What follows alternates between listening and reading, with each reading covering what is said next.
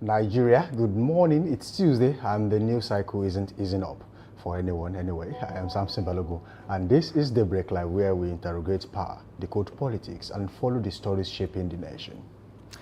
Absolutely. Good morning to you. I'm Manolo Akpoido. We begin with the headline raising concerns across the country.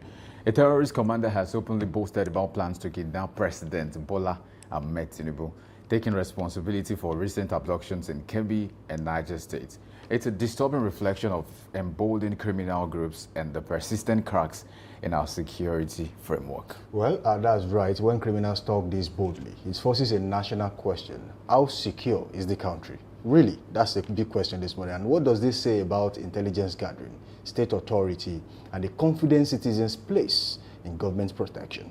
In a moment, Daybreak News will take you through the top stories shaping politics, governance, and public life across the country.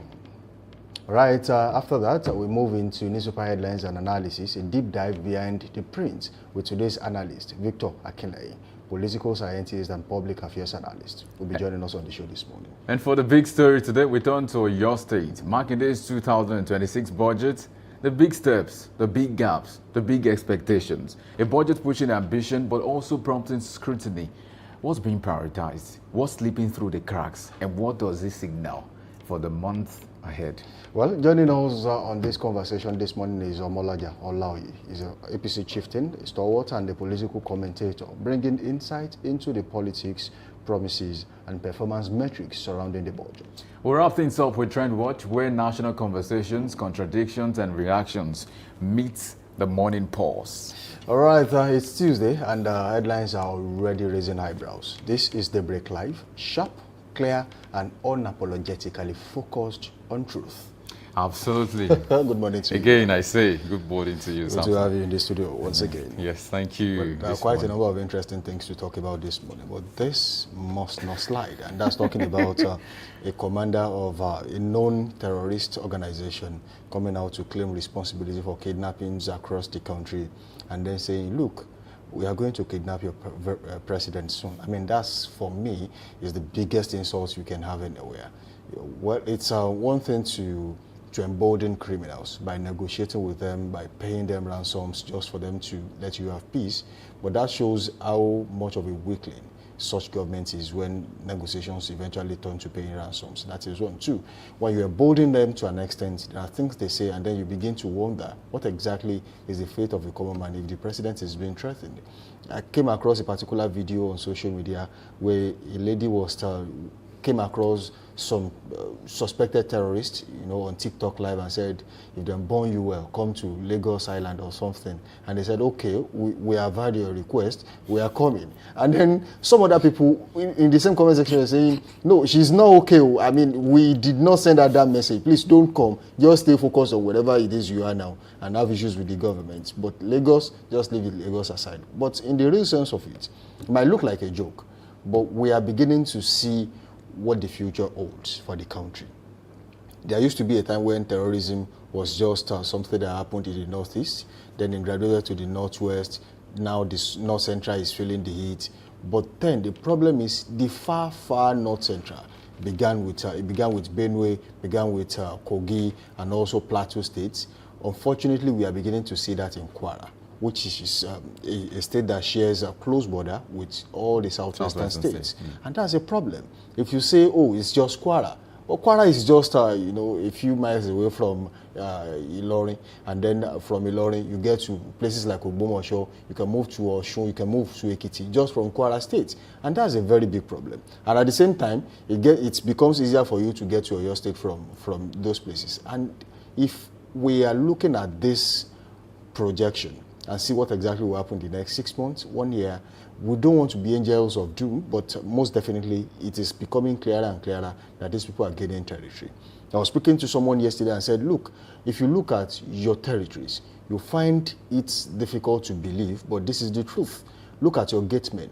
There are people you don't even hear the languages they are speaking. Look at the shoemakers on your street. You don't understand the language they are speaking. Look at people who sell fruit at the corner shops. You don't know, you don't understand their languages, and they live with you day in, day out. Oh, okay, those ones, they are not too much in number. How about the bikemen on your street? They don't even understand your language. If you speak English, they don't understand.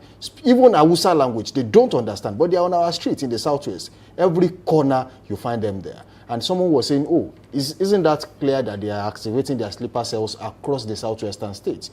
And after that, if you are talking about what is going on in the city center, how about in your bushes, where you have Fulani herdsmen, going through, your bushes and then creating menace, especially on farmers, unleashing terror on the farmers and then destroying farmlands? That's a big problem. Who is answering these questions? Yesterday, luckily, the state governors in the Southwest Governors Forum came together in Ibadan just after the budget presentation by His Excellency Seyi Makinde and said, look, we know we have an issue at hand. This is the time for state policing. This is a question that should have been answered a long time ago. Why did we wait till now? At the point when there was meant to be state policing, we went for Amotekun. Yes, I am still shocked and perplexed that we have a Amotekun corps in the city center. These people are meant to guard our bushes. That is my own understanding of what this should look like, because when they created Amotekun, it was farmers having issues with others in the bushes. So why do we have them in the city center? I think these are questions that some people have to answer. And how fast can we have state police in the country? Yeah, I think I'm just going to pitch my tent where you pitch yours this morning too, especially with the issue of, I'm having two different proverbs. It's a proverb for proverbial allegory that I'm going to allude to this morning, but I'm trying to translate it in my head. There's something they say that when something is coming through the forest or through the bush, we trap it. That's a Yoruba saying. Yes. That's Ombo and Olandede. So yeah, so that's exactly the case. Okay. One. Two is that whatever goes around comes around. If we say, a little people would say, an injustice to one is an injustice to all. Injury to one, injury to all. Absolutely. If you say you are not concerned today, someday, somehow, you'll get concerned. Because everybody, there's many points where you see banditry and all of that as a distant menace that's not very close. Until now, we now see Kwara State. We saw what happened in Ondo, I think a while ago in that church and all of that. So we're seeing the infiltration of these people into the southwestern state. Ideally, I think I hate to be a sharer of bad news, but the truth is they want to dominate. And when they think domination, they are not thinking just a state. They're not thinking 2 states. They're thinking 36 states. So whether now, whether later, it's going to come. I think so. That's one thing we must first establish, that whatever we see there should not just be treated with a distant priority kind of thing. Yeah, it should be treated with so much, like I said, trap it. We have to trap the situation, otherwise it will trap every one of us. Now, again, let me also speak to the issue of that particular guy in question speaking to the president that is going to kidnap the president. But one way, on the one hand, is funny. And one might just say, this is just an empty threat. On the other hand, it speaks to how emboldened, like we said, these guys are. For you to make a statement against the first person of the nation, the consequence of that is crazy. The consequence of that is, you don't want to understand what that means. Because if you say, we are coming after the president of your country, it means you are coming after the whole country. Mm-hmm. And if you make such proclamations without considering the consequence or what the consequence might be, I'm not sure you even know what you're doing. But that's even on the other hand too. But we can speak to this to say it is always the body language of the government that has brought us this far, or if you would like, this shallow.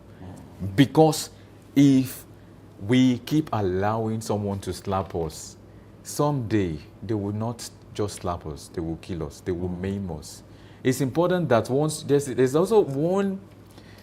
They say we start nurturing and pruning Iroko tree before it grows into maturity. Iroko's Militia SSR for the scientific name. Right. So you start nurturing and pruning, cutting some of those things before because once it becomes Iroko that we all know, my dear, it is just too big for you to handle. And I think that was the situation. That was how it started, especially with the Boko Haram sect, the Lakurawa, and all of it. It started with, okay, they are doing something, it's okay, we just whatever we can do. They are our people. The body language is not reflective of anti-terrorism, anti-banditry enough.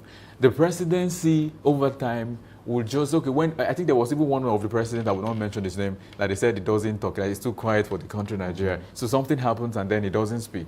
Baba is somewhere busy with something. I don't know what Baba is busy with. But you are the first man of the country. Once there is a strike action or there is an insurgency in one area, treat it like it's an insurgency in every area. And I think this is what we should keep saying. The body language of the government, and that's why a lot of persons during the conversation of the US and the Nigeria genocide, Christian genocide issue, some were saying it is not that these people are not doing something, but it is that they are not really doing enough. One. And two, they are not requesting for help. Now we see, I think Mohammed Idris, Minister of Information and Orientation, was speaking to the issue recently, and then he mentioned something that really shocked me. He mentioned that, yes, we've been doing a lot, we are killing some of them, and he was saying that, yeah, it's not a big deal. Now we are making conversations, we are making plans with the United Nations, with United States, with other international bodies to ensure that we get to the root of this. Why did you wait for Donald Trump to make a statement before you know that you need help? If you need help, speak up while you need it. Speak up once you notice that this is beyond you. But you did not say one thing until Donald Trump made a statement that we are coming and it's going to be vicious, fast, which is also a conversation that is not really something we should, because it's a sovereign state. But the question has been, you guys claim to be doing a lot. We are not experiencing a lot from what you're doing. And again, you saw that you could not handle this situation. Why did you not push it to the foreign affairs to say, guys, we need help? We have countries who already have interest in the country Nigeria. We have countries that we are partners with, bilateral relations strong with many nations that could help us. But over time, you people sat down there, you did not speak a word. Now Trump said it's coming, you're now looking for a way to speak to Trump. Someone was alleging something that I think is also of importance, was saying that why did the president, or why has the president not been to Washington? And I think Mohammed Idris was saying that, oh yes, he's been to the US. I said, I'm not talking about the US. Anybody has been to the US. Anybody can go to the US. Washington, go to the White House. Speak to Donald Trump. That's the issue. And it seems the president of Nigeria and Donald Trump are not in the... This is just an allegation. This is just an assertion. It's not based on any fact. But we've not seen them together. In the past government and the previous governments we've had in the country, there's always almost a time that once there's a president in Nigeria, one of the first missions you have to embark on is to visit the White House. And of course, we understand how important that is. The United States understand how important Nigeria is as the most populous black nation on earth. It's very important. If you check, many of the great people in the US, a good number of them are Nigerians, and they are doing fantastically well. So we can agree that Nigeria is of interest to many nations. But why have we not spoken up? It means, and it suggests again that there is a hand in banditry that is coming from the top. There is an affair of the bandit people, of the kidnappers, of the insurgent people that is in a way sponsored, or because sometimes when your silence can mean approval. Right. If someone does something and you are silent about it, it can mean that, oh yeah, he likes it, let me keep on doing this. But if your body language says no to it, I think it's going to be stronger than the words you put on paper. Make decisive actions. Follow it up. What did we do? What did you guys do? We are taking you out. So it's just as simple, but I think some people are benefiting from this insurgency. Just to buttress what you have just said, I think you made a few points that are really cogent, and I would love to talk about. One of the challenges we have had is, I think that was almost 2 years now, the Saudi Arabia government came up with a list and submitted to the federal government and said, look, these are the list of people that are sponsoring insurgency in your country, and then you should do something about it. Till today, nobody has mentioned one single name.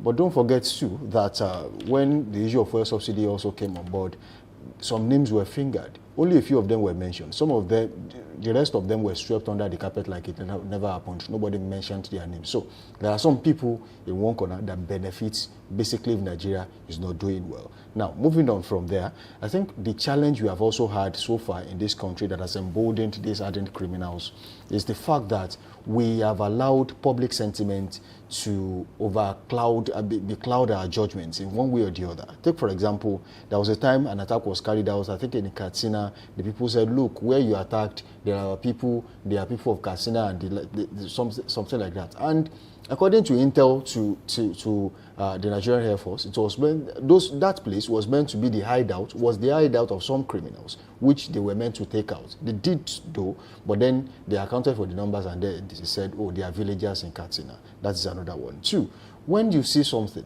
you say something. That's the rule. That's the law. But unfortunately, some people don't say anything. They submit themselves to the rulership of these criminals instead of crying for help, requesting for backup. They will not do that.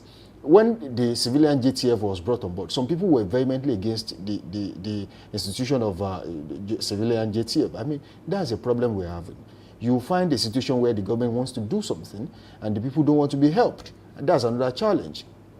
And you have forgotten that these people we are talking about, they are also a member of your polling unit. They are also a member of your local government. They are a member of your state. Of course, they are citizens of your state. Moving on from there, these challenges become bigger and bigger. And if you fail to tame it, then it's a problem. I was talking to someone the day before yesterday and said, look, when we talk about public sentiment, it's a challenge that really needs to be stopped. We have seen people who selectively comment on issues in this country.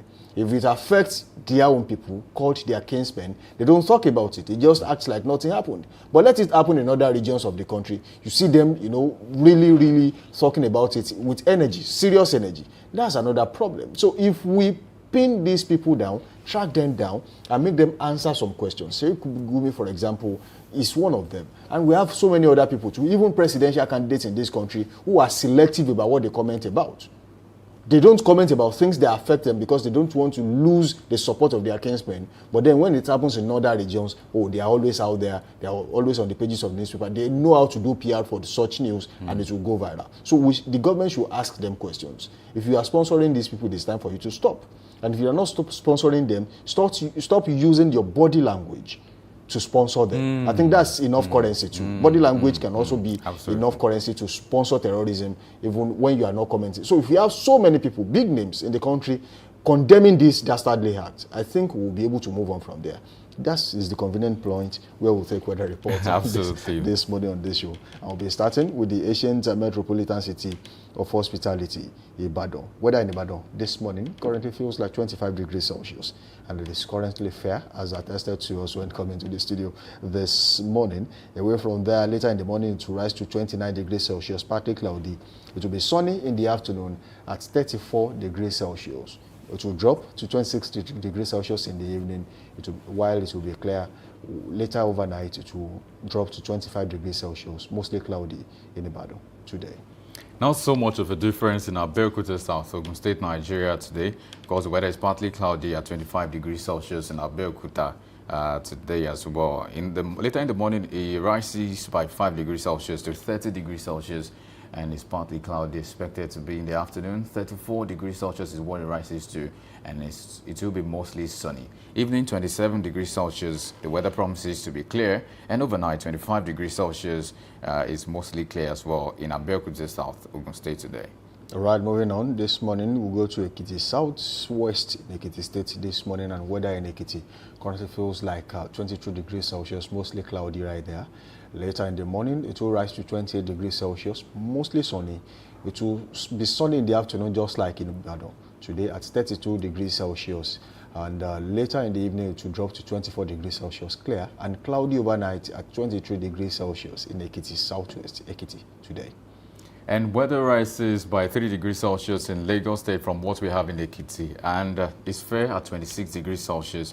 Later in the morning, it rises to 30 degrees Celsius, and it's partly cloudy. And it stays the same in the afternoon, expected to be at 30 degrees Celsius, mostly sunny as well. Then it drops by 2 degrees in the evening to 28 degrees Celsius with a clear weather. And overnight, it's 27 degrees Celsius, and it's mostly expected to be clear in Lagos State, Nigeria today. All right, moving on to Oshogbo in Osun State this morning. Weather in Oshogbo currently feels like 24 degrees Celsius, a little lower to that of Lagos. And later in the morning, it will rise to 29 degrees Celsius, mostly sunny. It will remain sunny in the afternoon at 34 degrees Celsius.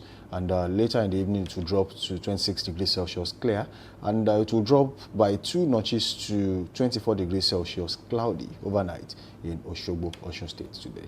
And I'll go to Port Harcourt, Rivers State very quickly because the weather feels like 22 degrees Celsius right there.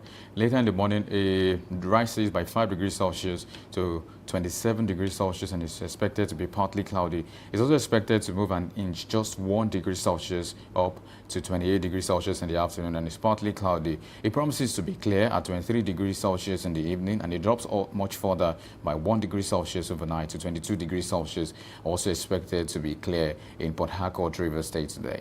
All right, moving on, and that leads us to the North Central this morning, and weather in Suleja, Niger State, currently feels like 22 degrees Celsius right there. And later in the morning, it will be sunny and rise to 31 degrees Celsius. It will remain sunny in the afternoon at 36 degrees Celsius, while it will be clear in the evening and overnight at 26 degrees Celsius and 22 degrees Celsius, respectively, in Suleja, Niger State today. Not so much of difference in Abuja, I meant to say, Federal Capital Territory. Weather feels to fair at 22 degrees Celsius, and it rises by 10 degrees Celsius later in the morning. It promises to be sunny, and 35 degrees Celsius in the afternoon, also sunny. Then it drops further to 26 degrees Celsius, expected to be clear in the evening, and drops much further to 23 degrees Celsius overnight, and it's expected to be clear in Abuja, the Federal Capital Territory, today. All right, moving on to Ilori, Kwara State this morning. Weather in Ilori currently feels like 24 degrees Celsius, and it's partly cloudy as we speak. And later in the morning, it will rise to 29 degrees Celsius, sunny. It will remain sunny in the afternoon at 37 degrees Celsius, while in the evening, it will be clear at 28 degrees Celsius. Partly cloudy overnight at 24 degrees Celsius in Ilori, Kwara State today.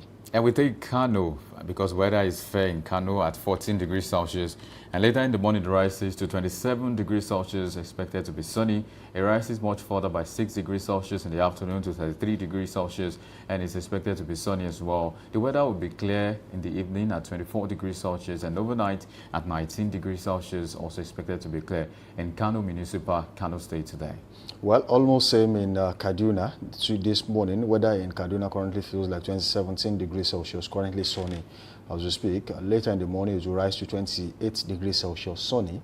It will remain sunny in the afternoon at 33 degrees Celsius, while it will be clear in the evening at 22 degrees Celsius, and partly cloudy overnight at 19 degrees Celsius. I think that will be all we can take on weather report this morning. Thank you for being a part of the show so far. Link up with us on all social media platforms, Facebook, Instagram, and TikTok at Dominion Broadcast, and on X, formerly Twitter, at Dominion Cast. You can watch us live on our website, www.dominion.org.ng, dominion.org.ng. You can also watch us live on our Facebook platform at Dominion Broadcast, and on our YouTube channel at Dominion Broadcast. Leave a comment. We'll definitely take them on this show. Now let's go on a short break. When we return, we'll take the news. We'll be back.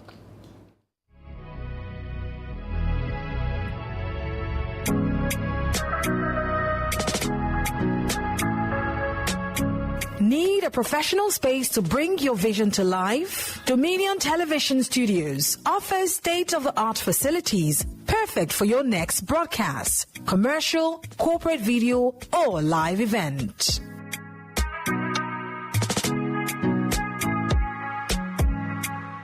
With flexible rental options, cutting-edge equipment, and a supportive team, we provide the perfect environment for high-quality productions.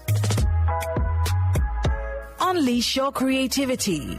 For bookings, email us at marketing@dominion.org.ng. Call us on 0705 506 1061 or 0916 101 1061. Check us out on Instagram, Facebook, LinkedIn, and TikTok at Dominion Broadcast, and on X at Dominion Cast.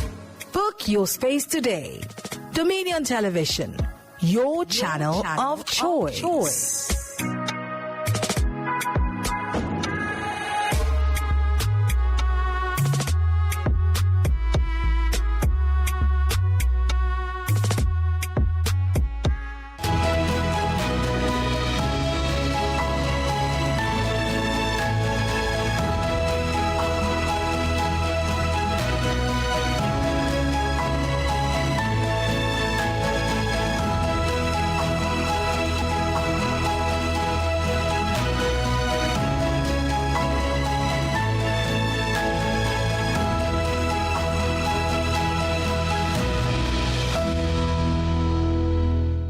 Hello and welcome. This is Daybreak News on Dominion Television. My name is Anoluakpo Idowu. Vice President Kashim Shettima has arrived at the Protocol Hall, venue of the 7th African Union-European Union Summit being held in Luanda, the Angolan capital. He's representing President Bola Tinubu, who cancelled his trips to South Africa and Angola to oversee urgent security concerns following the recent abduction of more than 300 people, mostly school children, within the past week. The Vice President departed Johannesburg for Luanda late Sunday after standing in for Tinubu at this year's G20 summit. The federal government has announced that the first 47-kilometer section of the Lagos to Calabar Coastal Highway will be opened to traffic in December 2025. The Minister of Works, David Umahi, disclosed this during an inspection tour of the highway, stating that the opening is scheduled to take place between December 12 and 17. The announcement of the highway's December opening marks a key milestone in the federal government effort to enhance Nigeria's road infrastructure and connect the nation's coastal regions efficiently. Moving on, the Committee on Privatization and Commercialization of the House of Representatives has reaffirmed its resolve to strengthen legislative measures aimed at curbing the rising menace of energy theft across Nigeria's power sector. The chairman of the committee, Hamisu Ibrahim, gave the assurance during an oversight visit to the Ibadan Electricity Distribution Company PLC. His assurance followed an appeal by IBEDC's Managing Director and Chief Executive Officer Francis Agoa, who called for National Assembly intervention in addressing the twin challenges of energy theft and unpaid debts by government institutions. The committee also inspected the distribution of critical infrastructure by IBEDC as part of its mandate to assess power sector performance, identify operational difficulties, and review compliance with regulatory standards since privatization. Meanwhile, former Vice President Atiku Abubakar has officially joined the African Democratic Congress, ADC. Atiku made the announcement through his X handle, posting a photo of himself holding his ADC membership card. His move follows his July resignation from the People's Democratic Party, PDP, which had been mired in a prolonged internal crisis. The move has formalized his association with the coalition party, which he had previously endorsed in July as a platform for opposition figures, including Peter Obi and Babachir Lawal, to challenge President Bola Tinubu in 2027. In business, the Nigerian National Petroleum Company Limited, NNPCL, has declared a profit after tax of 5.4 trillion naira for the financial year ended 2024. Marking one of its strongest performances since its transition into a limited liability company. The Group Chief Executive Officer of NNPCL, Bayo Ojulari, announced the financial results during a press briefing in Abuja, and the latest figures represent a sharp improvement from the 2023 financial year, when the company posted a profit after tax of 3.297 trillion naira. The 2024 profit reflects a 64% year-on-year increase, signaling the impact of higher production volumes, cost-cutting measures, and enhanced operational efficiency across its assets. And finally, in sports, Wiki Tourist assistant coach Bashir Saleh has expressed satisfaction with the outcome of his team's matchday 14 encounter with Bayelsa United. The Bauchi Elephants were held to a 1-1 draw by Bayelsa United at the Abubakar Tafawa Balewa Stadium in Bauchi on Sunday. Wiki Tourist moved up to 7th position on the league table following the result. Abdullahi Maikaba's side will be up against Bender Insurance in Benin City this week. You can visit our website on www.dominion.org.ng to interact with us and watch us live. You can also follow us across our social media platforms: Facebook, Instagram, TikTok, YouTube, and LinkedIn at Dominion Broadcast, and on X at Dominion Cast. And as Daybreak News, I am Anoluakpo Idowu. Thank you for watching.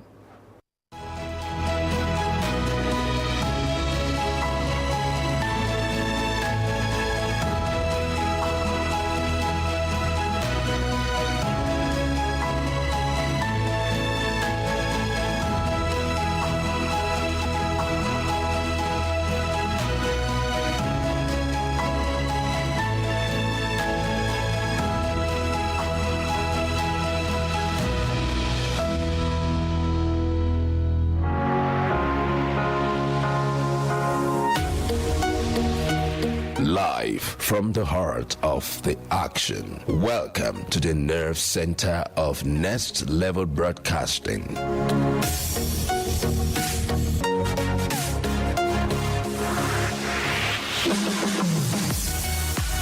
This is the OB van, where the studio meets the street. Equipped with cutting-edge cameras, crystal clear audio, real-time switching, and broadcast control, we don't just capture moments, we deliver the experience live.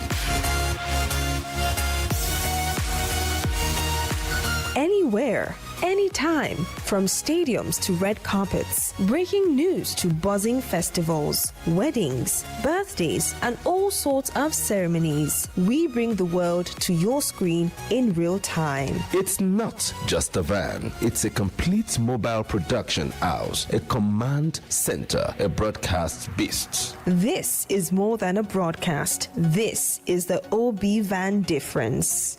Live, loud, limitless.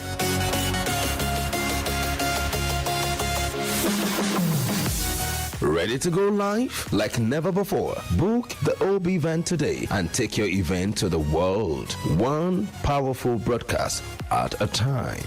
To book, call 0705 506 1061 or 0916 101 1061. Email marketing@dominion.org.ng or visit our socials on Instagram @Dominion Broadcast.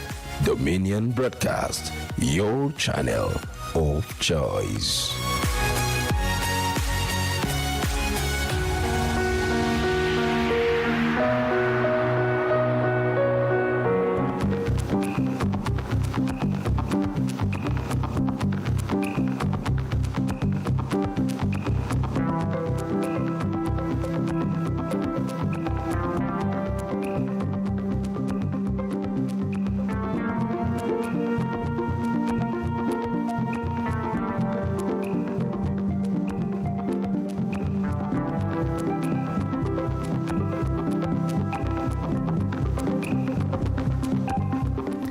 There's a saying that whatsoever needs to be done well.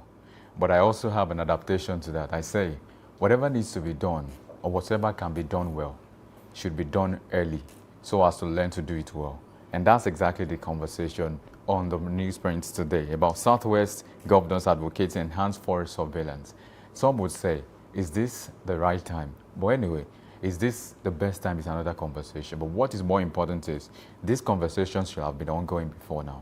But anyway, we are still seeing it now. It doesn't mean it's bad. It's never too late. But it's also important because we have the story, Southwest governors advocate enhanced forest surveillance. And that's one of the stories we'll be highlighting on this particular segment of newspaper headlines and analysis right here on Dominion Television. We check into the print, bring stories that are breaking and developing across the nation. We get some of the high points, the highlights, and the low points as well to reel out today. And I won't do this alone because I have in the studio with me Victor Akinleye, a public affairs analyst who is going to be joining us to unwrap these issues. Some of the issues are quite a number, so you don't want to put a number to them, but they are quite innumerable. But we get as much as we can in the course of this session. Welcome this morning. Good morning to you, Victor Akinleye.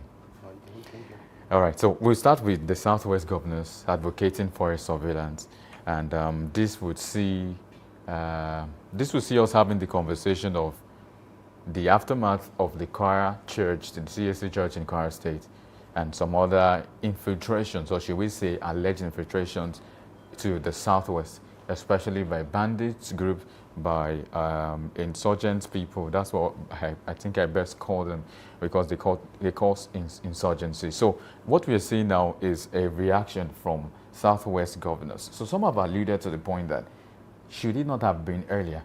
Why are you just starting this?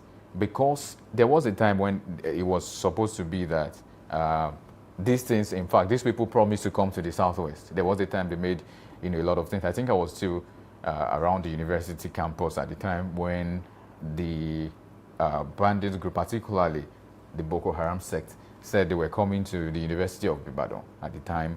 And so the security was beefed up at the entrance of the university and everywhere in the university.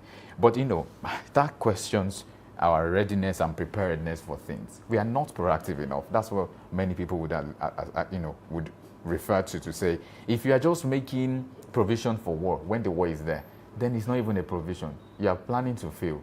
You should have done these things a long time ago.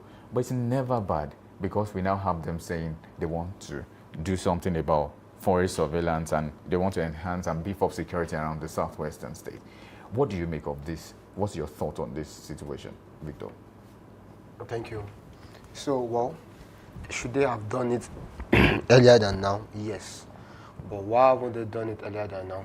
Maybe there was no serious reason for it. So is now the best time? Yes, it is the very best time. So I will also say this: why haven't they done it earlier than now? Because they felt the problem was what they could handle themselves. That was why, if you remember, the Southwest came up with Amotekun. So Amotekun would work within the neighborhood and ensure there is security at night within the neighborhood and all that, in support with other paramilitary personnel. But we begin to realize that, of course, a lot have been done, but it's looking like we do not have enough capacity to handle these people. So I think it's best to, Yeah, if you say it's the best time, some would say that, is it the right time? Because what it takes to be the best time might not exactly be what it means to be the right time. We are probably saying this is the best time because things are not gone awol, things are not become so bad enough, so abysmal. Because what if, after that choir incident, influx of these people enter into the Southwest and many people get killed as well? What do we say? Would we say now that they are coming together that it's the right time or the best time? Well, to say things have not sorry, excuse me. To say things have not gone bad, permit me, I'm sorry, but I will not agree with that. See, Yoruba will say, it has gone bad. This statement has not really gone bad. If an affected person hears it, it can tear you to pieces. Someone that his child or her son is nowhere this morning, and you tell him or her that it has not really gone bad, he won't understand that English. So it has really gone bad. And you call Lumo. So it's now the best time, yes, because, come on, 2 years ago they were in Ondo State. They are in Kwara State. They are moving closer, moving closer, moving closer. Once they get to Lagos and they start perpetuating Lagos, all this national economy that we think we have in Lagos, is it then that will now start shouting that we don't have power? I think it's the best time. Yeah, what I'm saying is, I guess some people, like I've also said, would not agree with it to say it's the best time. It's a bit too late to be proactive. It could have been proactive if it was a while ago. Yeah, you know, I said that's why they came up. They thought they could handle it themselves. I said it earlier. But they did not call for help. And because they thought they could handle it themselves. Now they are not calling for help. Oh, you think so? Because some are still... Now, we still get into that extensive conversation, because if we say we cannot handle it, what do we mean when we say we cannot handle insecurity in the country? And if we cannot really handle it, why don't we voice that? Why is it that when some people said they wanted to help us was when we now say, oh yes, we can have conversations on that. Actually, we've been overpowered by these things. It's not something we can handle. Why did we not come out 5 years ago, 10 years ago, 20 years ago to say our security situation needs help? Can you guys help us? Let us take it further now. Governors in the Southwest were not the only persons that came together. Governors in the North also. Governors convened emergency session and school lockdown rise. That's on the Punch newspaper this morning. It's about the kidnappings that we've seen, especially the crises that involved students, leaders of tomorrow, being kidnapped. You know, I usually say I don't just talk about the kidnapping as an event. I think about it as something that can formulate people's ideology. Students who have been able to witness such might be affected some way, somehow. We really cannot vet or evaluate the extent of this menace in the heart and the minds of those people that are affected. Like you also mentioned, the people who lost their family members and all this, they would not see this country as a sane country. In fact, some would also say, it's a common term in the local parlance to say Nigeria has happened to you. So if it means that Nigeria is happening to you and it's not in a good light, what then are we portraying about this nation? Now, governors in the North are coming together to have an emergency meeting about the school children that have been kidnapped everywhere. So what do you make? I want you to... If you had to be the advisor to government or to governors in the northern states, what would you say to them to tackle this issue? Because some of them have left school, and we understand what that means for the education sector. These children are not going to go to school for this while, have their counterparts in every other state attending classes. There's a divide already. We are creating that gulf of difference. These people, you cannot compare what they would learn in a month, 2 months that these people are out of school to what these guys will have, caught up with while in school. So they divide across states, across regions because of the insecurity and some of the problems we are having. This is a lot to bear. Now, what do you say to the northern state governors? How can they tackle this situation?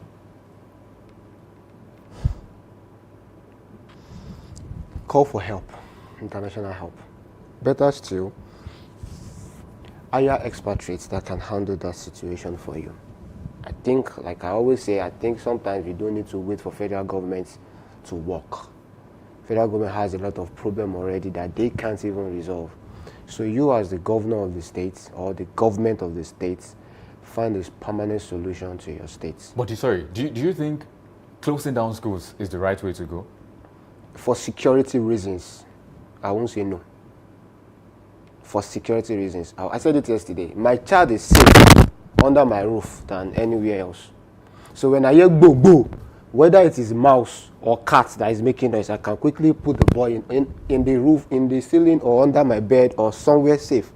And where's your child? Is nowhere. Leave my child. You get what I'm trying to say. So if closing down schools right now is the safest thing, please let's close down schools and let's get it right. Then when we've gotten it right, then we'll put the children back in school. Because of what school? Even the teachers that are teaching are not safe. So of what are we learning when we are learning, when we have half year, half lecture? But I just want to, I don't want to really beat a dead horse on this issue, but let me also speak to the fact that what if this insecurity situation linger? What if it lingers in those states? Are we going to lock schools forever? We will lock. So here's the thing. Government should now have sense. Yeah. How long are we going to lock schools, like you said? How long are we going to hinder these children from education? So they should work fast. What do we have to do? We have just 60 days, we have just 50 days to put this problem into permanent, to give permanent solution to this problem. We have just 50 days. Assure the children and the parent that in 50 days you will return back to school. But give us this time to tackle this issue. They just, I'm sorry to say this, they just don't think. They are not proactive. And when the problem meets them, they still don't think deep to know the permanent solution. They don't think. I think you've made a valid point by saying that give them 50 days. Because if we don't put a number to this, there's a chance it lingers and lingers and lingers and it affects the children much more than we even expect it to do. Because I know for one, if you want to tackle something, have a framework. Yeah. This is the action plan. These are the things we are carrying out within this space of time. And let's do it by this time, you guys will be assured. And while they do that, they might as well try to encourage parents to give their tabs and phones to their children and coordinate an online class or something. They can learn from home, yeah. Now, technology has made that easier, Now, let's talk a bit about, still not leaving education as it were, very quickly. Let's just speak to the issue of ASU and the National Executive Council meeting that is supposed to go on tomorrow to review federal government's final terms tomorrow. We've seen issues with ASU federal government. Do you think this administration is interested in education? No administration in Nigeria has ever been interested in education. I can't remember. But it's part of their budget. I've forgotten that very year. There was a very year myself and some other analysts like me were reviewing something, and then we realized that the budget that goes to education was lower to the budget that was going to negotiation with terrorists. So what are we saying? We are saying it's better to negotiate with terrorists than to fortify education. So education, the budget that goes to education ever since Nigeria has been, since 1999, has been lower than several other aspects of the economy. So what does that say to us? Economy is not important. Education is not important. So if negotiation with terrorists takes more budget, if infrastructural development takes more budget, Yoruba would say, meaning the child you didn't raise today, the house you raised, it will sell the house. You get it? So if more budget is going to infrastructural development and you are not putting enough into education, you are rendering those future leaders, we call them, useless ahead of the future. So when they come to the future, those houses you think you built, they will destroy them all, because they do not even have the education to manage them. Destroy, not physical destruction this time, but structural destruction, system destruction, because they do not have the education to manage them, to sustain them. So what is the solution? Put more budget into education, and then have diversified educational system.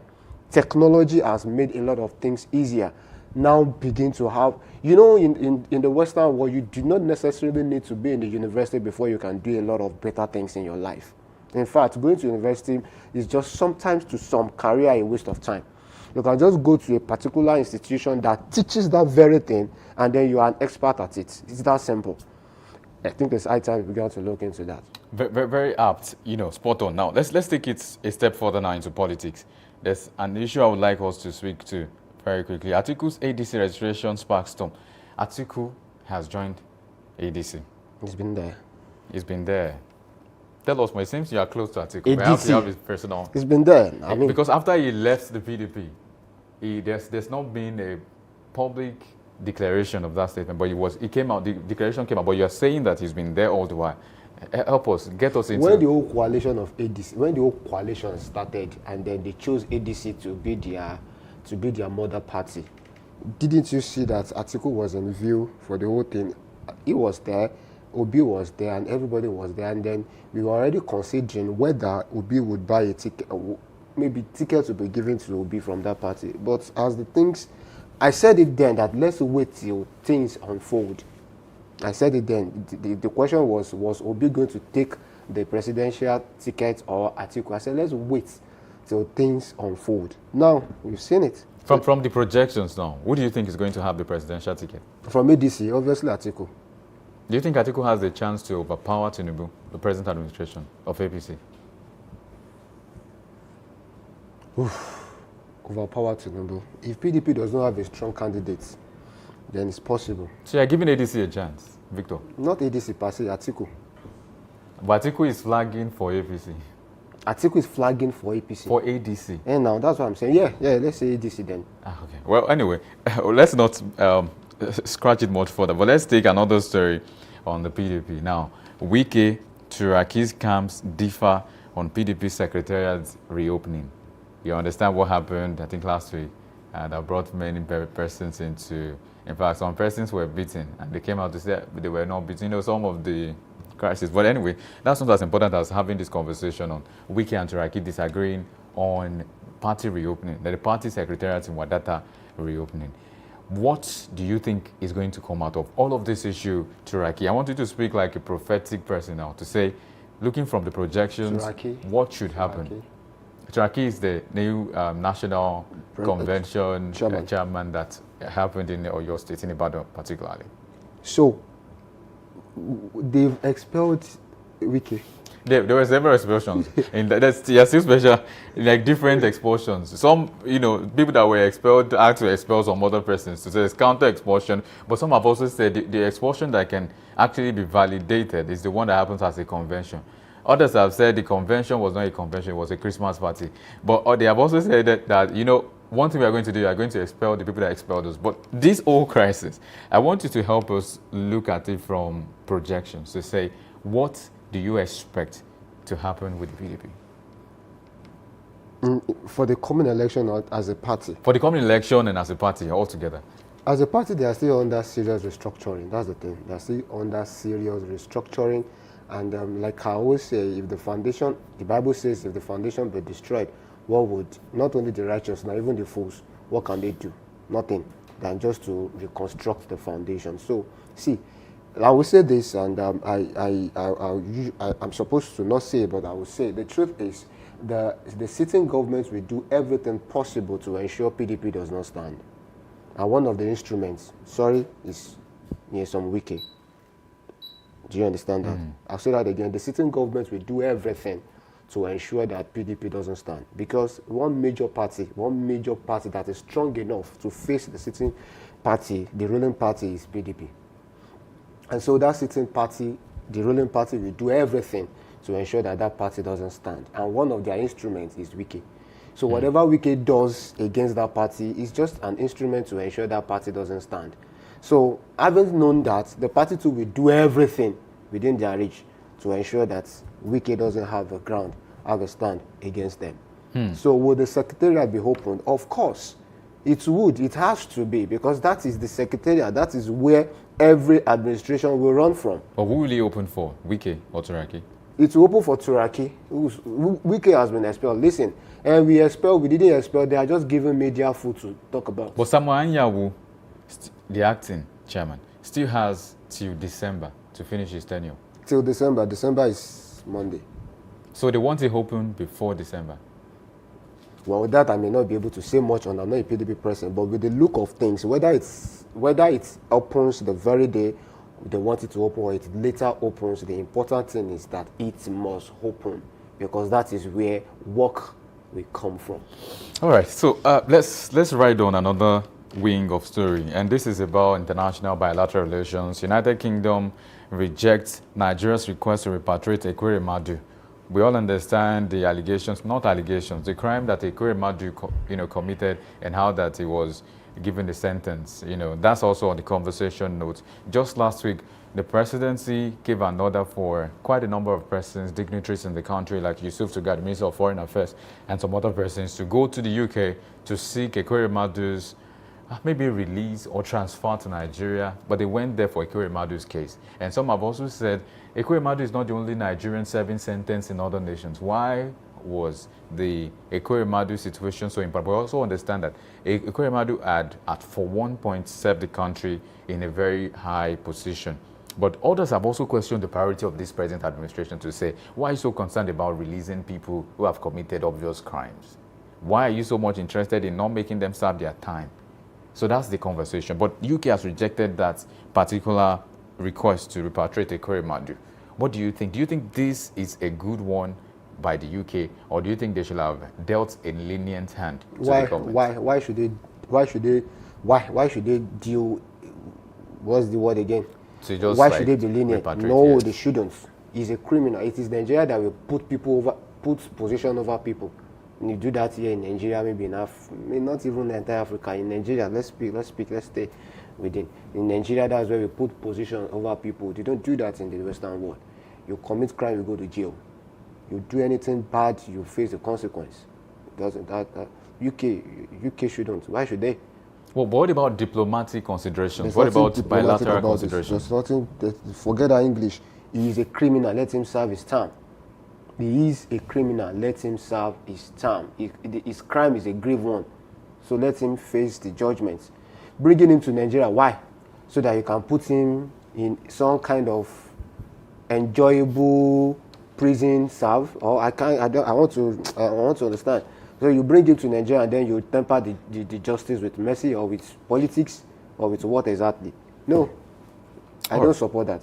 All right, so let's speak to something. Well, one of the stories making the rounds on the Punch newspaper is about governors convening emergency, but that's not also the only thing. Police tighten security in Lagos schools and worship centers. Now we have, if you were on the social media, especially on X, on Sunday, you'll see many pictures circulating all over the internet. Some were generated, AI generated particularly, of Christians in their church apparels, carrying guns and all that. But it was a funny one, but not so funny, because we all understand the case. Now, it seems like Lagos is taking a step ahead to do something to tighten security in schools and in worship centers. But I want you to take this story and take the other story of the Constitution Review. Now, Constitution Review moves to 36 state assemblies.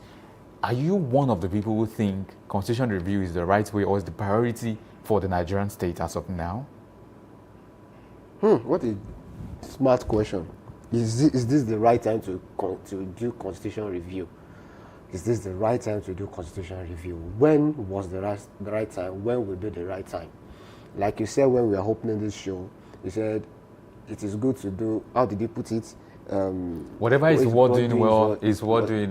Whatever is worth doing at all is worth doing well. You now further added that whatever is worth doing at all is worth starting early until you learn to do it well. Early, so early enough before things go badder than this. Permit my English. So, like I would say, when the foundation be destroyed, the nation runs with a constitution. That is the bone of the body of the nation, the constitution. So when it is bad, everything goes bad. All right. So when the constitution is corrected, a lot of things will be corrected. But then my issue is not the constitution amendments. My issue is the people amending it. The people amending it, are they right enough to give a right constitution? That is where my concern is. We are still with, you are going 36 National Assembly, 36 State Assembly. What is the assurance that all the people in that assembly are sane enough to decide for? My pastor would always say the little fool is ruling the large smart. It's painful. So how sane are these people reviewing the constitution safe? So eventually, so that it doesn't get to a point where after amending the constitution, we still have a not so well constitution. We still will go back to the same route. Yeah, well, that's the thing. I think very quickly, we speak to the issue. The budget was presented yesterday, 2026, in Oyo State, but slightly because we are still going to have an extensive conversation on it, on a big story. But, you know, infrastructure has taken the lead as Makide's proposed 891 billion, appropriation bill for 2026. You mentioned something about, and that's what I'm asking. You mentioned something about infrastructure, that if we focus more on infrastructure and leave some other aspect like education, then whatever we are building will still be destroyed by the aspect we did not focus so much on. But do you think in Oyo State, this is the right way?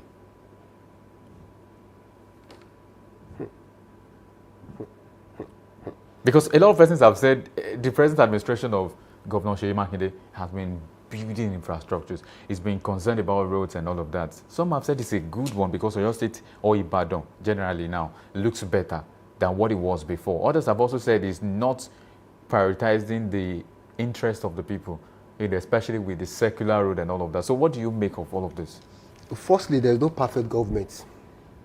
There's no perfect government. Even if the government is giving you money every day, you will still find something to say.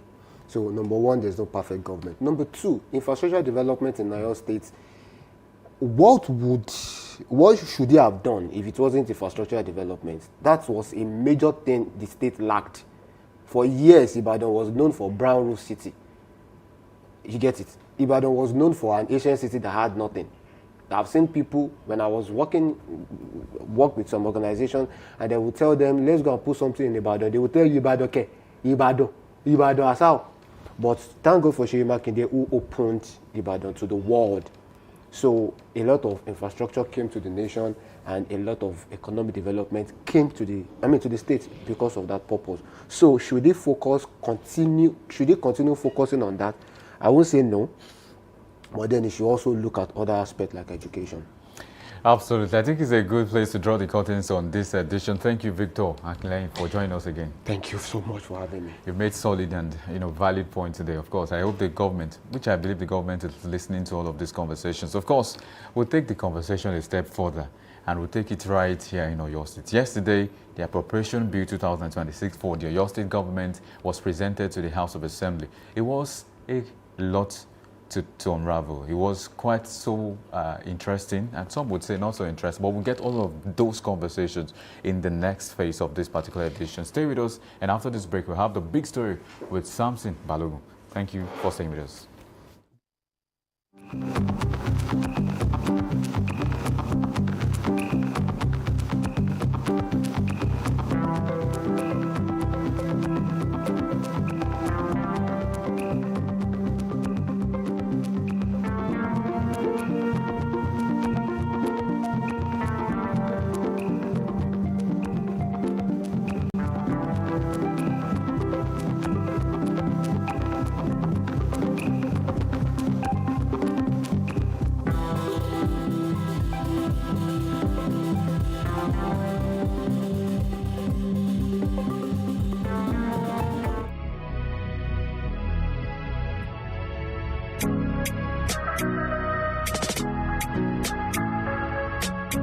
Need a professional space to bring your vision to life? Dominion Television Studios offers state-of-the-art facilities, perfect perfect for your next broadcast, commercial, corporate video, or live event.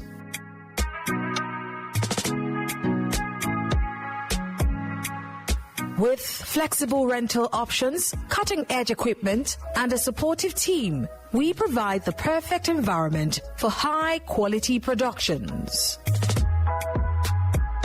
Unleash your creativity.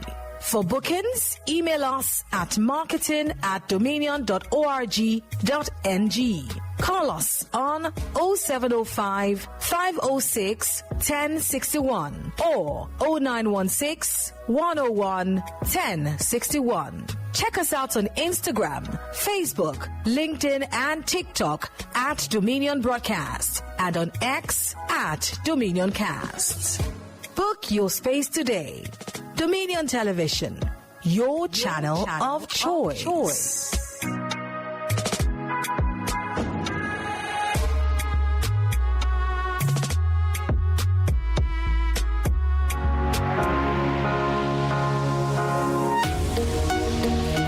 Live from the heart of the action. Welcome to the nerve center of Next Level Broadcasting.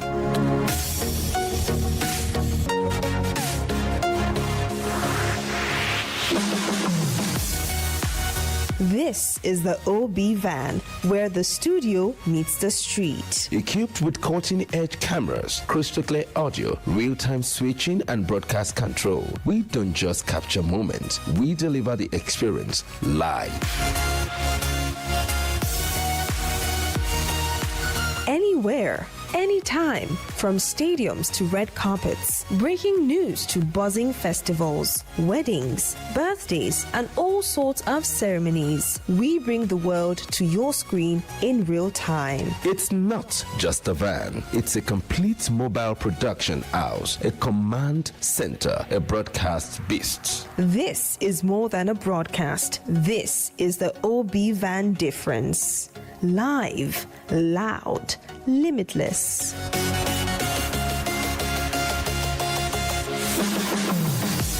Ready to go live like never before? Book the OB van today and take your event to the world. One powerful broadcast at a time.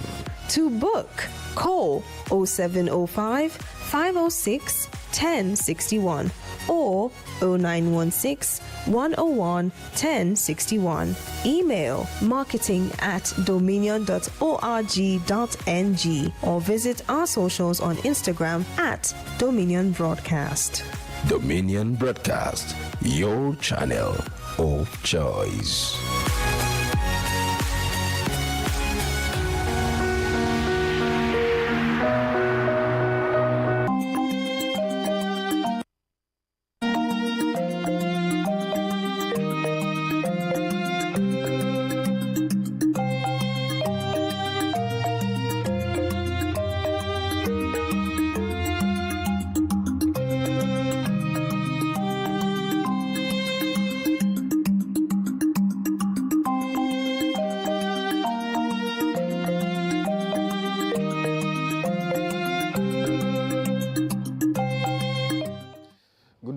Welcome to the big story on Daybreak Live. Today we examine Governor Seyi Makinde's 2026 appropriation bill, a budget he calls the budget of economic expansion. At 891 billion naira, it is one of the boldest financial blueprints in Oyo State's history. But beyond the figures, the big numbers and that lies behind the real conversation, what are the big steps this budget is taking? Where are the big gaps? And with rising citizen expectation, what does the future realistically look like? That's our focus this morning on the big story. And I am Samson Balogun. Now let's get into it. Yesterday's budget presentation did more than announce a record-breaking figure. It highlighted how far Oyo State has moved from the budgeting realities of previous years, especially when we benchmark the numbers before subsidy removal and after subsidy removal. Before the removal of petrol subsidy in 2023, states operated with tighter revenue. FAC allocation were moderate, budgets grew slowly, and expansion was limited. But after subsidy removal, monthly allocations to states increased significantly. In some months, by as much as 40 to 60%. This new fiscal space explains why Oyo State's budget has grown rapidly from around 710 billion in 2025 to 891.9 billion in 2026, an increase of 181.9 billion naira. And within this expanded budget, the sector-by-sector breakdown tells an important story. Now, let's go straight into education. In the year 2025, Oyo State government budgeted 74 billion naira. Straight down to 2026, we have 94 billion naira. That's an increase of about 20 billion naira. A push towards stronger schools, better learning environments, and deeper teacher support. All right, moving on to health. Health had about 45 billion naira in 2025, and down straight to 2026, it has been budgeted to be around 58 billion naira, an increase of 13 billion naira, reflecting rising demand for accessible, reliable healthcare across the state.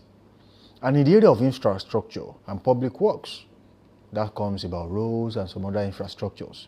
In 2025, Oyo State budgeted 270 billion naira. And in 2026, we have about 322 billion naira, an increase of 52 billion naira, showing continued emphasis on roads, mobility, and connectivity. In security, in 2025, Oyo State budgeted 14 billion naira.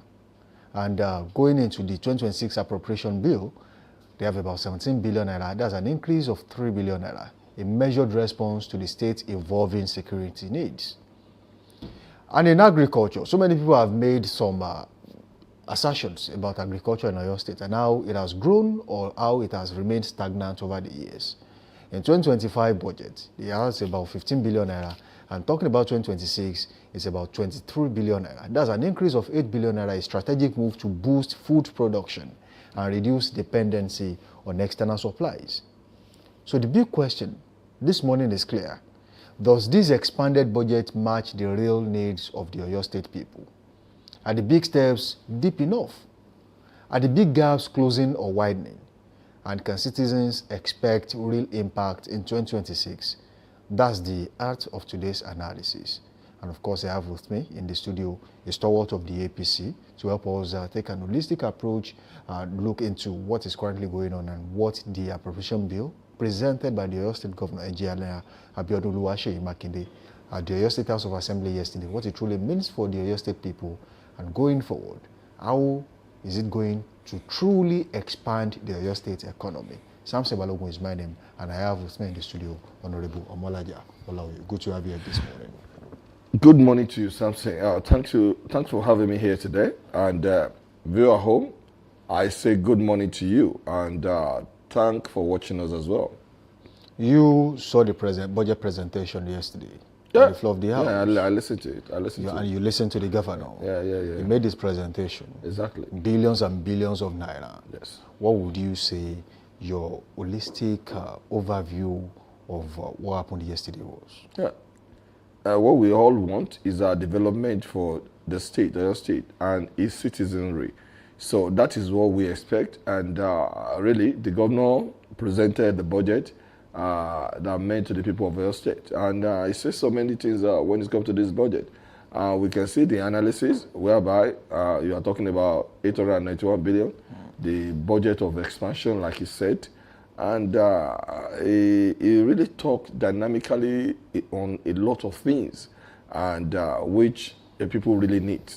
But at the end of the day, the implementation, how is it going to work? Because we have not seen a lot of effect in the past budget that has been done in your state. So, I mean, when you are talking about the governor always talking about concentrating on education, when you are talking about education, we have seen the dilapidated schools, and whereby the students are not even have enough chairs to sit down upon.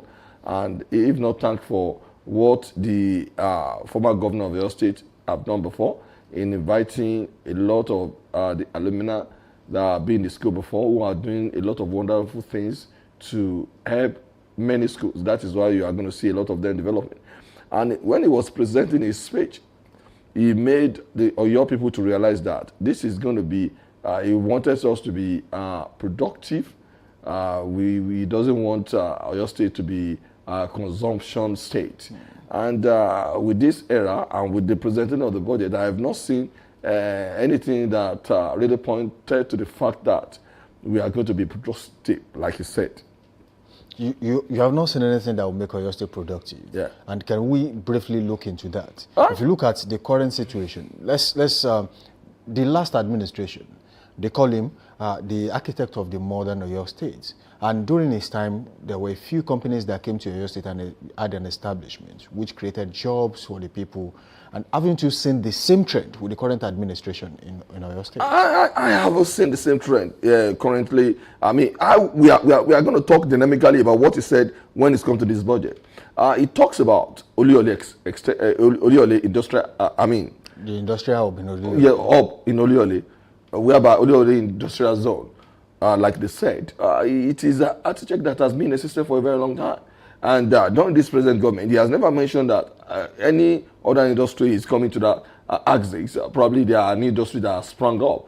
It talks about Lagilu, whereby there is a cashew industry that was there. And when he went there, he talks about the person he knew, and the person was talking about raw materials. He was saying that he wants to create an avenue for the farmers to be able to access to the raw materials globally. What are we producing? Now, the last government of Oliver Jumobi has really discovered that. We all knew that when you are talking about production, is about where you have advantage. He knew Oyo State has the largest, they can be able to produce cassava in Oyo State. And he works towards that. But he has some problem when he's come to land, the farmland, that is the problem. And he really identified that Oyo State are the major producer of cassava in Nigeria. And you know cassava is being produced in Nigeria is the largest producer in the whole world. When you identify this and you know what cassava can be able to bring to you, the kind of, it can be exported and it can be used for different raw materials. And when the last government of President Jonathan identified that you can use cassava to make bread, this has been identified. So you are saying the budget of economic expansion as stated by the governor of Oyo State is just a political label and not an actual. What is he expanding? We have seen in the past that he has budgeted a lot for agriculture. But when it's this time around, how much does he budget on agriculture? It's about probably partly 19 billion. And we have seen in the past that he has budgeted like 35, 50 something billion on agriculture. And what are we producing? The 2026 budgetary allocation now states agriculture to be around 23 billion from 15, a sharp rise from 15 billion that we have. That's about 18 billion and an increase. Okay. That's a statement of intent by the governor. According to, you can check it very well. I think agriculture should be around 19 billion this time around. It was 19 billion. It was 19 billion. Definitely, you are talking about 2%. He said it himself. You are talking about, when you are talking about health was budgeted to be 7 billion. 7 billion, 70 billion, which is 70% of the budget allocation. So now it wasn't like 23 billion you said, it was 19 billion. And the productivities lies in agriculture. What are we producing? He has mentioned so many times of Fashola's farm. We have been hearing Fashola's farm for a very long time. What is coming out of Fashola's farm for the last 7 years, he said? That is the question we have to ask, because the data doesn't lie. What is Oyo State producing? Are you saying Fashola farm is inactive? I'm not going to tell you that, but the fact still remains that what have they produced? What is coming out of Fashola farm is a question that needs to be asked by the citizen. And the government needs to tell us about that. It was telling us about the security architecture, like we knew all those Southwest governors came to Oyo State, Ibadan, to do that security summit. He was talking about how we can be able to see a place like Iwida or any other place in the plane, in the plane that is that is coming to Ibadan. Are they the one that is going to be on the ground to make a surveillance? Are they the one that is going to be able to give the account of what is happening? And we knew that the challenges we have with security has to do with manpower. It has to do with intelligent report, intelligent gathering. That is why the number one citizen in Nigeria have withdrawn all the police from the VIP. He said to them that anybody that needs any security apparatus, they are going to be able to keep NDDC. I'm talking about civil defense. And that is the work of civil defense that is supposed to do. Because intelligent gathering is what we need when it comes to security apparatus. And again, they are going to be on ground to be fighting to secure people. It is not the plane that returned all those 35 hostages in Kwara State.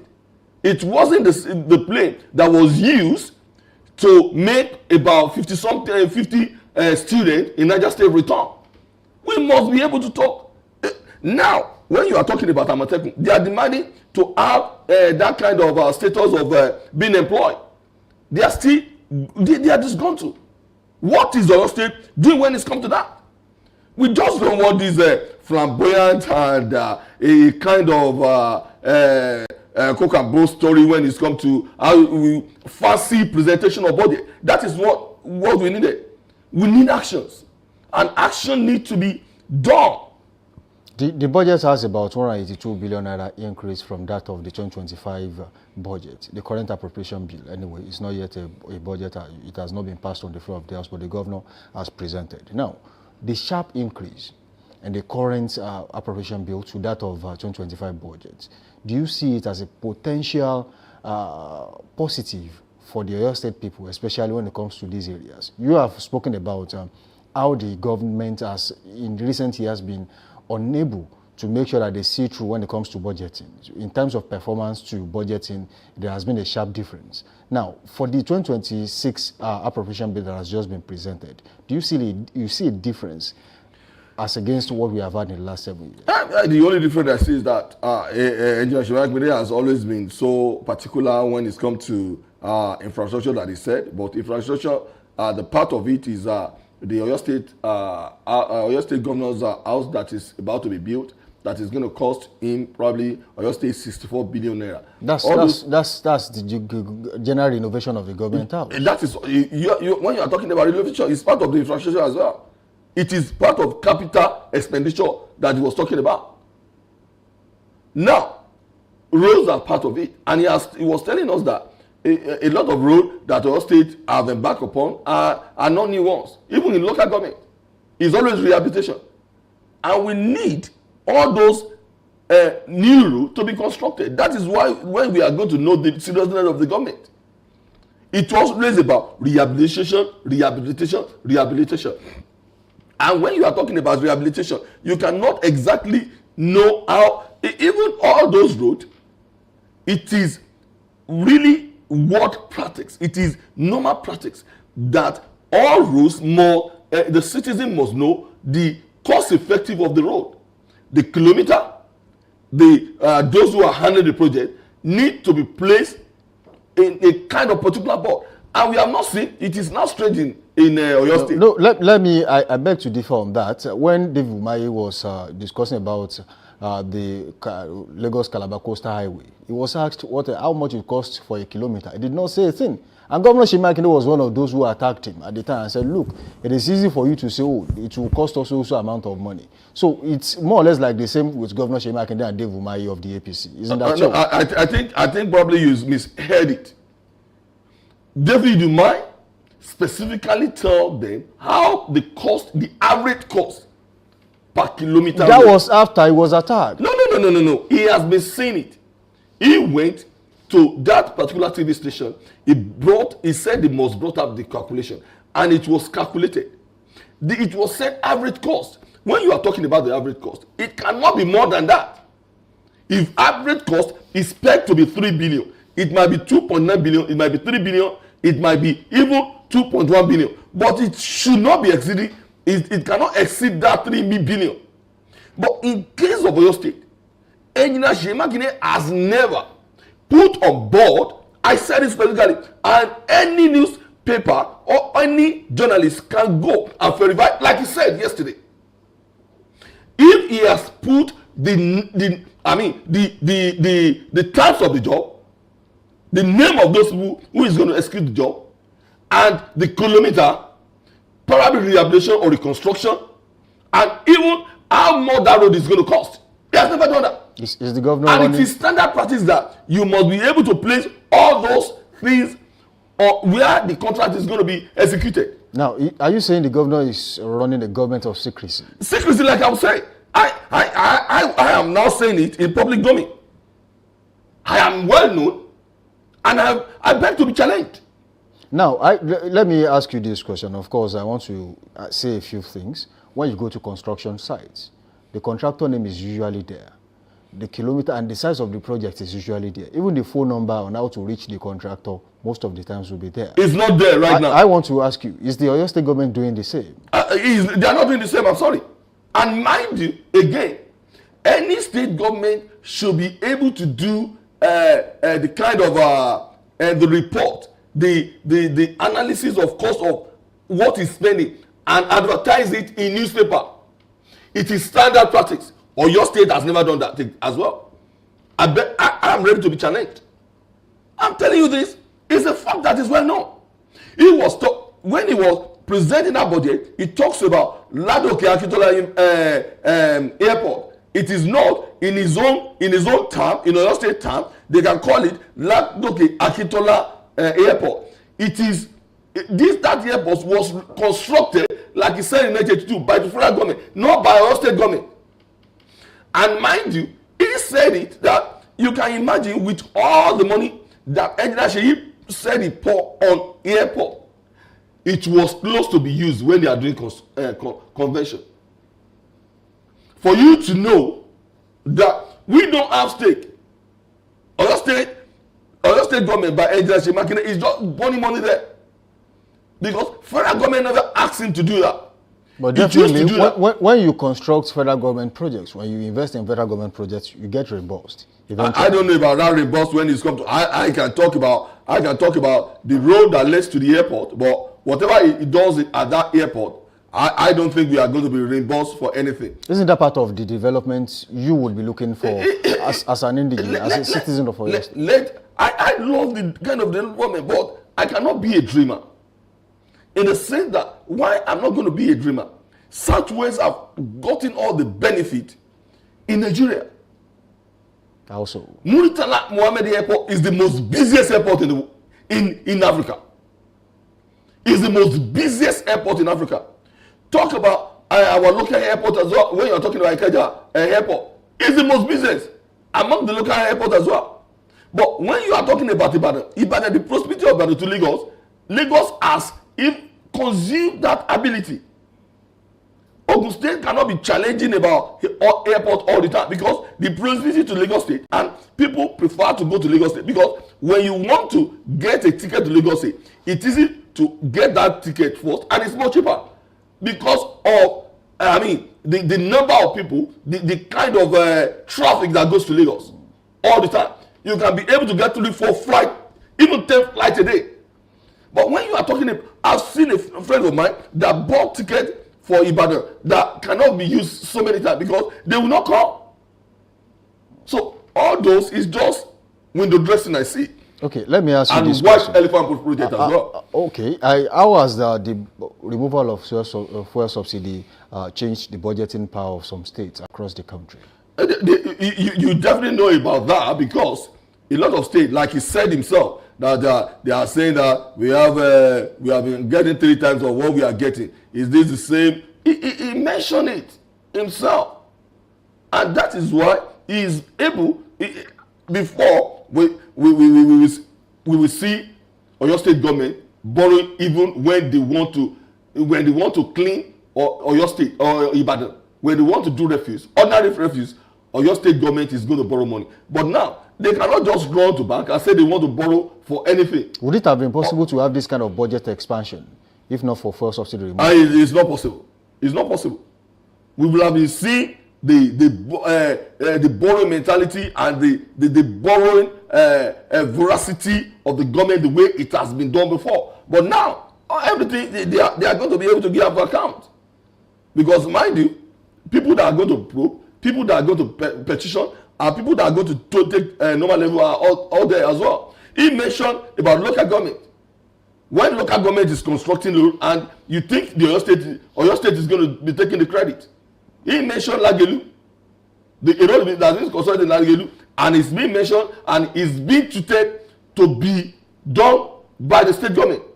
He mentioned on our local government as well. For you to know that the citizen doesn't know A to B. We are just seeing a kind of Agberu system of governance and budgetary implementation. That's a bold claim. Anyway. I'm just telling you, it is when the citizen doesn't know that, Lagelu, that's it for me to tell you that the project that being implemented in your state is not specifically designed, and citizen doesn't know how it's been done and has been carried out.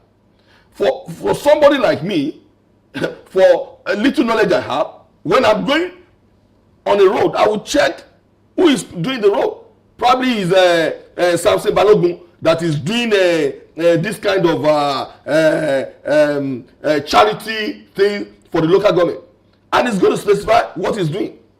The contractor, everything is going to be specified there. But now it's not. It's the thing of the past.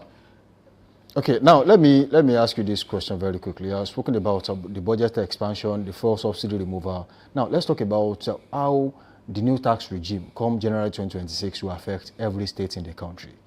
Do you see Oyo State as one of the states that will be genuinely affected? We cannot be affected. We are going to be tax driven, because we are going to be encouraged to be doing it. A lot of things that is not well known to the people is being done by these tax officers who have exposed a lot of things. And mind you, he was talking about that taxation. There is nothing wrong with tax.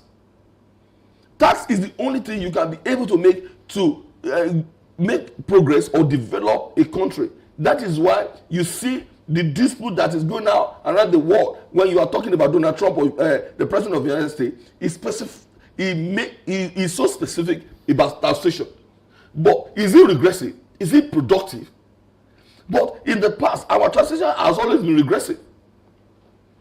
But now, it is not going to be. Those that has are going to pay, but those that doesn't have doesn't need to pay. I think it is going to be good thing that happened to your state, and a lot of us are going to jail, and we are going to tie our loose ends as well. Now, the new tax regime says if you make more, you get more from the federal government. It is on a pay-as-you-go basis. It depends on what you make. Now, if you check the list of states that are making more money for the federal government, especially when it comes to value-added tax, you have Rivers State at the top, you have Lagos State, then followed by Rivers, and Oyo State, according to 2024 data, Oyo's VAT contribution was about 272.41 billion according to Agri policy. Now, do you think that would enable Oyo State to achieve more in terms of infrastructural development? Exactly. Mind you, this taxation is, when you are talking about Rivers, when you are talking about Rivers is having the goodies of the oil, and when you are talking about Lagos State, it has been a system for a very long time. That is where the colony, our colonial master came, and he has port, he has a lot of infrastructure, and there are a lot, because it was the capital of Nigeria before. He enjoyed a lot of benefit. But when like somebody was telling us sometimes ago, when Oyo State was placed third, that because Shimakine is doing this, it is because of the population. Do you know the population exposure? I'm talking to you about productive population. Because when you cannot compare your state with Sokoto or Kano or Kaduna that has largest population, but you are talking about productive population who are ready to give to the government. Even when 2 naira, 3 naira, 10 naira is being taxed, we are productive. That is the advantage you are using right in Oyo State. It is not based on only salary hana alone. You knew a lot of people are coming here to do a lot of things. That is why when he was talking about industry, now the government that has never attracted any industry to Oluyole free trade zone is now looking for Circular Road to be the harbor of industry. It's a joke. It's a joke, because any industry that left that Oluyole trade zone is going to be taxed more. But when you are Oluyole free trade industrial zone, you are going to be given a very long tax holiday. and the lands are there for you to use. So I saw the fact that it was telling people that the corridor for the circular road is meant for development of industry.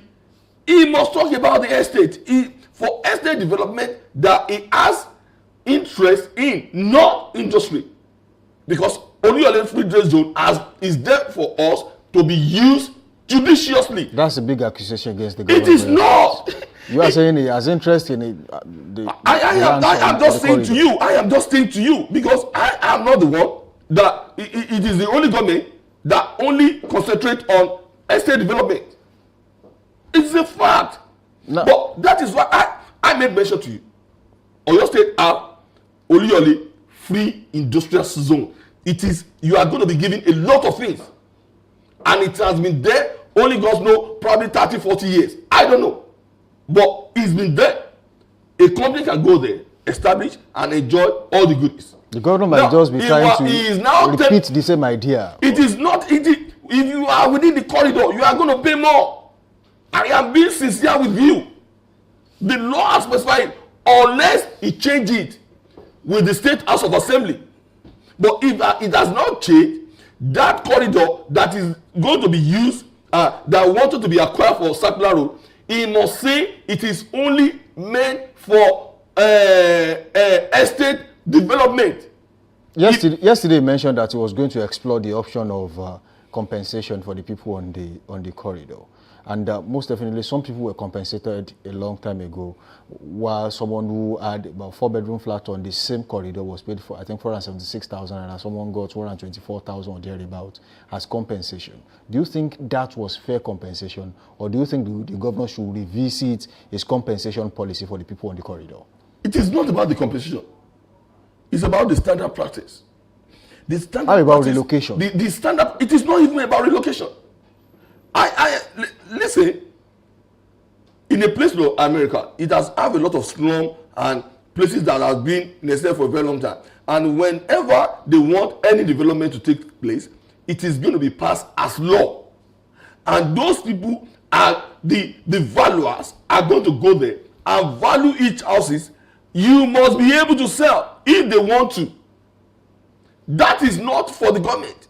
That is for those who are estate developers who want to develop a kind of specific area or land to be make it more beautiful and even to be a progress to that city or community. But now the standard practice of this circular road Boa has made a lot of people to realize and be able to make research.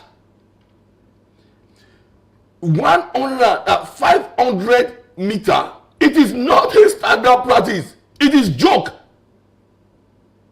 500 meter for corridor, it is a joke. Even 75 is even a joke. To now talk about 500, it's unfair. We must be sincere with ourselves. And you must know that all those who in circular road probably have plot of land, majority 70%. For you to know that they manage themselves to be able, because of we have crisis when you are talking about housing crisis. Federal government is taking the bold step. Oyo State is not.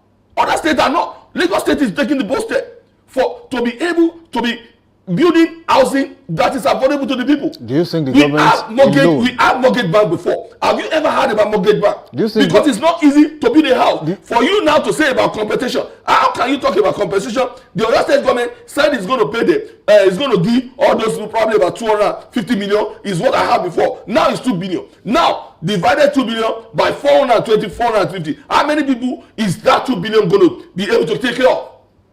Now, if you look at the current situation of things, the governor has agreed to dialogue. Don't you think that is the way forward as regards this situation? There is nothing wrong in dialogue. But if it has not extended and exploded like this, the government will not have taken any step at all. Okay, in less than 1 minute before we go on this segment of the show this morning, do you think Oyo State can realistically generate the IGR needed to balance up with this current budget expansion embarked on by the governor of Oyo State without borrowing? No, surely, because the money that is going to the post of Oyo State government is more enlarged. He mentioned it himself. And there are diverse places that is going to be able to generate income as well without borrowing. But if he is ready to borrow, he has the state assembly in his pocket that is going to do the binding. But at the end of the day, implementation is what we think about. And this budget is not the budget of productivity, like he said, because I don't see anything productive in what he has said. Only the infrastructure he's talking about. I know it's going to be all these Lagodi Akitola was airport and the government house is building.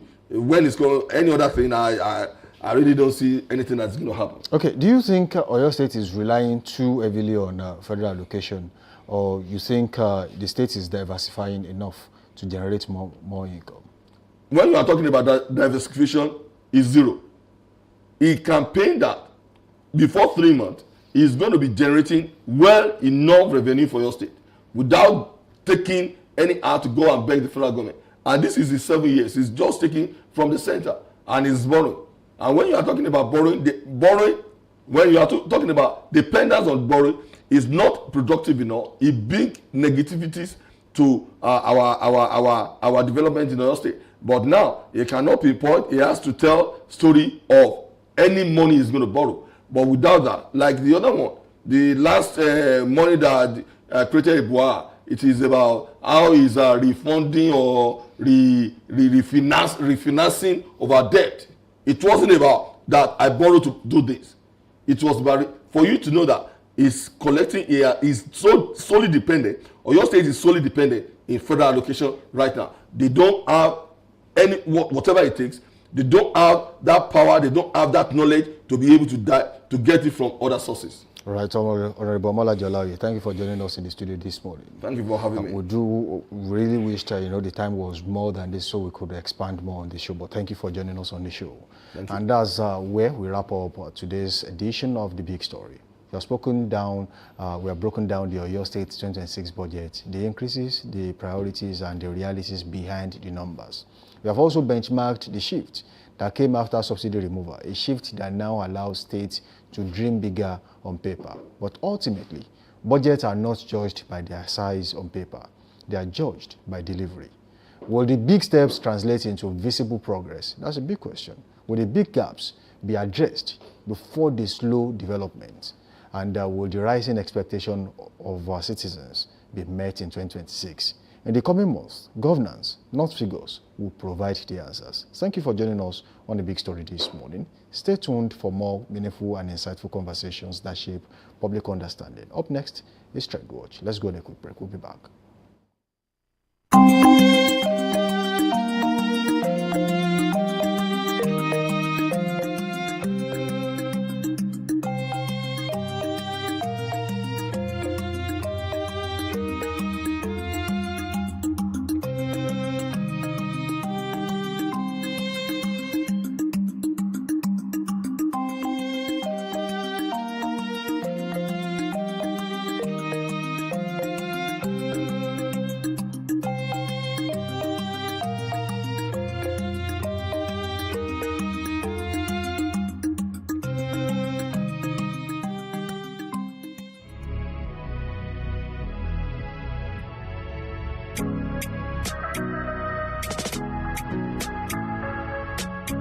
Need a professional space to bring your vision to life? Dominion Television Studios offers state-of-the-art facilities perfect for your next broadcast, commercial, corporate video, or live event.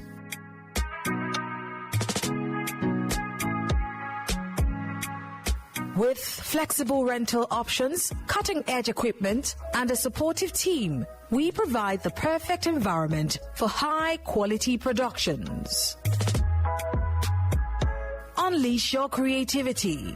For bookings, email us at marketing@dominion.org.ng. Call us on 0705 506 1061 or 0916 101 1061. Check us out on Instagram, Facebook, LinkedIn, and TikTok at Dominion Broadcast and on X at Dominion Casts. Book your space today. Dominion Television, your channel of choice.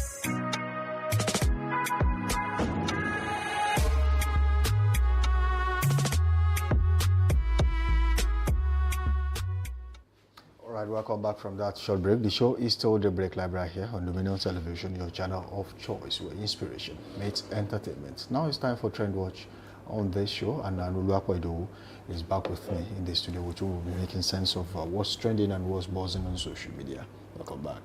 All right, so let's get straight into the business of the trend, if so to say. Now, UK rejects Nigerian request to deport former politician jailed for organ trafficking, and that's talking about Ekweremadu, the one-time deputy Senate president, in the country, also a leader at many fronts in the country. Now, so the conversation has been that the UK government rejected the request Nigeria to deport a former senior Nigerian politician convicted of organ trafficking.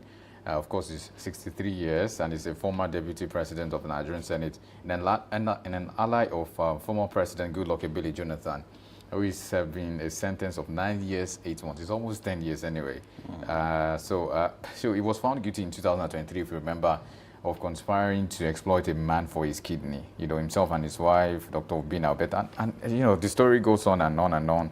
But the conversation has been that recently, the government of this day, especially the Tinubu-led government, came about to say that let's have a conversation. So the likes of Yusuf Tugar, the Minister of Foreign Affairs, and some other persons, Minister of Justice, all of the people that were found in that delegation went to the UK to seek his release or his transfer, as it were, or to seek, is it clemency, or to plead clemency or leniency, just for maybe that term to be reduced or for him to be extradited to Nigeria.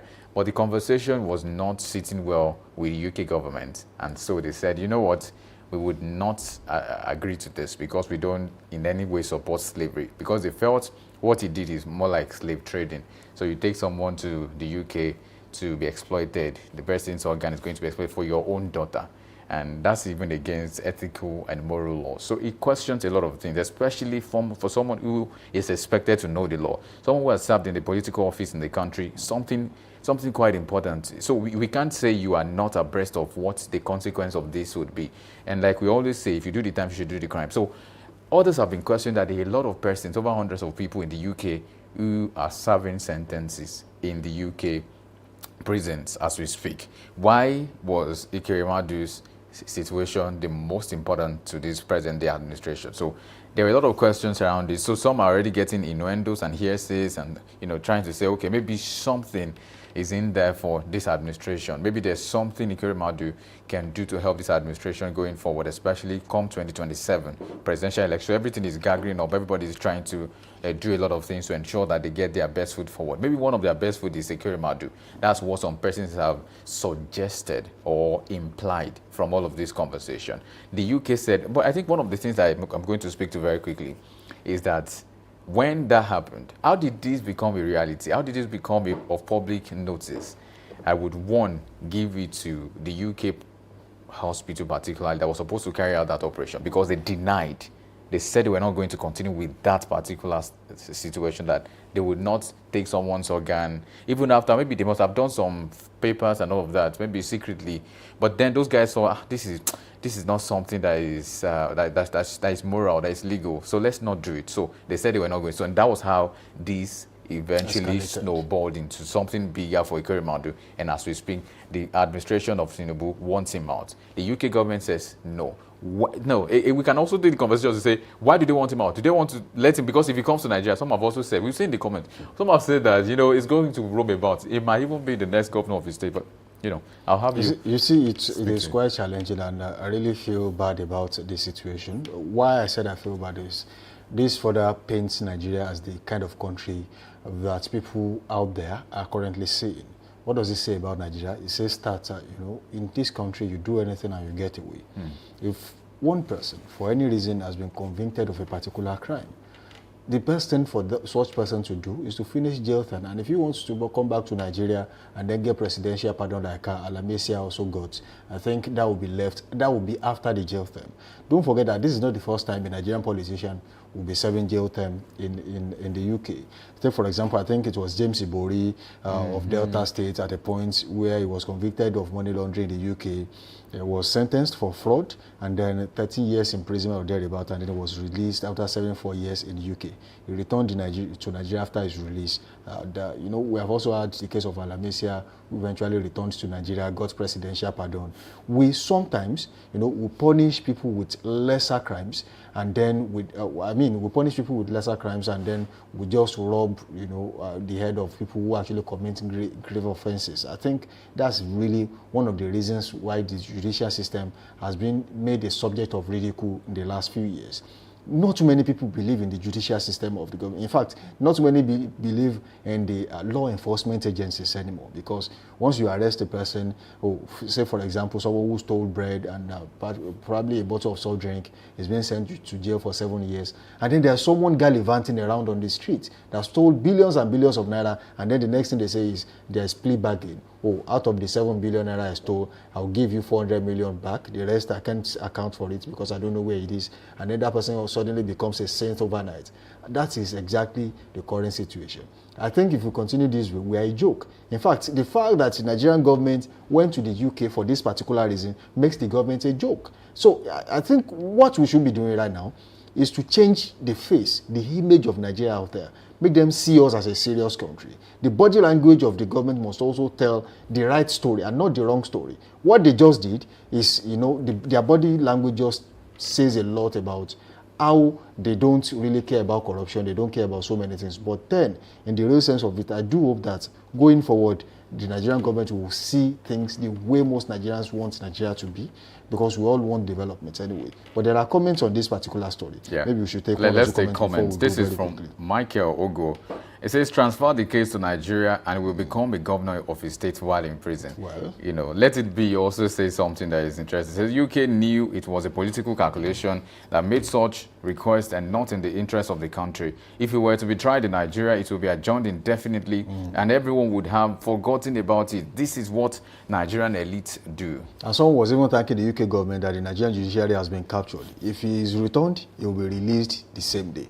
Well, this will be the convenient point to leave it on this show this morning. We say thank you for joining us on Daybreak Live on Dominion Television, your channel of choice. Champions are not made in the stadium. They are made of something deep inside of them. So join us again tomorrow, same station, same host, same time. Samson Balogu is my name. Bye for now. And whatever is worth doing at all is worth doing well. Or should we put it better? Whatever is worth doing at all is worth starting early until you learn to do it well. My name is Anolu Akwedo. Thank you for joining us. Bye for now.